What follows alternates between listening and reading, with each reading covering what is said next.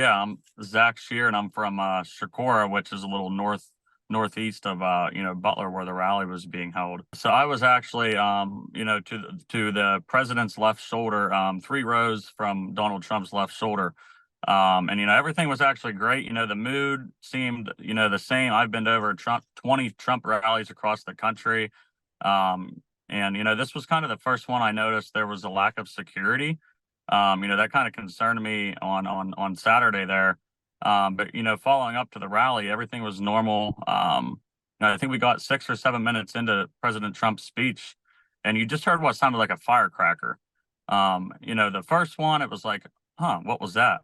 Then the second one, then we watched Trump, go for his right ear, and he dropped. And I was like, oh my God, those are gunshots. And I instantly went to the ground, and my father, who was with me as well at the rally, just stood there in shock. And I'm like, Dad, you got to get down. Dad, get down. And I eventually grabbed him and pulled him straight to the floor.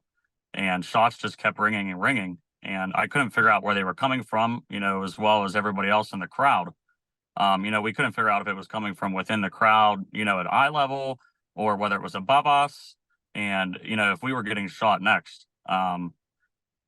We just stayed undercover under the seats until Secret Service was finally like, you guys got to get out. Everybody needs to evacuate immediately. And it was just a landfall of people, tumbling over each other, trying to get out of that, situation, because, nobody knew if there was other shooters, or what the exact situation was, because there was no cell phone service. So actually Friday night, I'll take you back a day. There was a group of us that had volunteered on the Trump campaign to do rally setup, which included, setting up the barricades, the stage setup, and other things that were needed to make sure this was a successful event.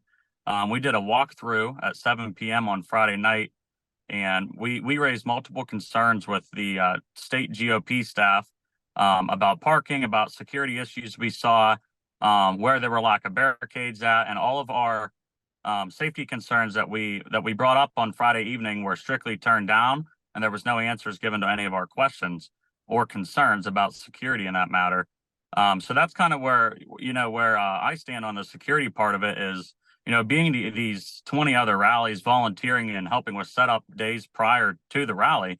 Most of those concerns were always addressed. We always saw the change in place the day of the rally, and this was the first one that I saw no changes made from Friday night to Saturday morning when we got there at 7:30. What happens is, most of the time, about 36 hours prior to the event, the Trump campaign sends in an advance team, which consists of, Secret Service officers and as well as paid staff members that work for Trump directly.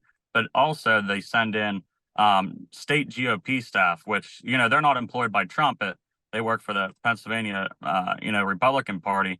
And those people are usually sent in to help the advance team, for rally setup or any event setup. So that's usually the volunteer point of contact. And that's usually who sets up the stage, the parking area. All volunteer points of contact would go through the state GOP team. I think I just noticed they did not listen to me. I think, there's multiple things that could have been done differently, but at the state level, I just believe there was a lot of disorganization. And, throughout the entire week, actually, following up to Saturday, there was multiple concerns about this venue, that it's not big enough, that there was too many, points of entry to this venue. There was too many open rooftops. And, this was all pointed out to the volunteer team, but I'm not sure if it was, their lack of concern, or, whether that information was ever relayed to, Secret Service or the state police. Just the fact that on Friday when we arrived, to the volunteer setup, we could drive right into the rally grounds. I drove straight up to the stage, to help us set up. Anybody could have been in those grounds throughout the entire week planning, other sorts of, I guess chaos per se, planning attacks, as Mr. Crooks did. He could have been there throughout the week, scoping out locations, getting a general idea where the stage was. And I just feel that there should have been a higher security throughout the week as well on access to those farm show grounds. So the rally before was actually held at the Butler Airport, which is, south of where this rally was held. The reason it wasn't there this time was because of an event that was already being held there prior to, Trump's announcement he was coming to Butler. But the difference at the Butler Airport was there was a lot more room for people. There was a lot more, security. there's fencing and there's no other access points for a shooter, as far as rooftops. There's two rooftops at the airport where he was at in 2020, and both of those rooftops were actually secured by Secret Service snipers. And the farm show, the difference there is the venue's twice as big, and there's many access points that, I don't think it was the right venue. I really don't. So if the viewers from home were watching TV, watching Trump's speech, I would have been to the right of Trump, and Corey would have been to the left. The only common, things we have in common here, we're both volunteer firefighters, and that's one of the things that hits close to home is, we all went to this rally thinking that it's going to be a, fun, energetic time, and unfortunately, Corey lost his life, and all of his brothers and sisters in the fire service, they're going to come together tomorrow for a funeral procession, and it's just heartbreaking for our communities here in Butler County. So, but I did not know Corey personally.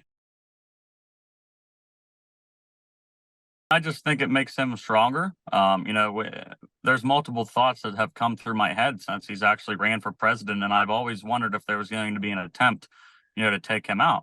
And there was an attempt, and luckily it grazed his ear, and he's back stronger than ever.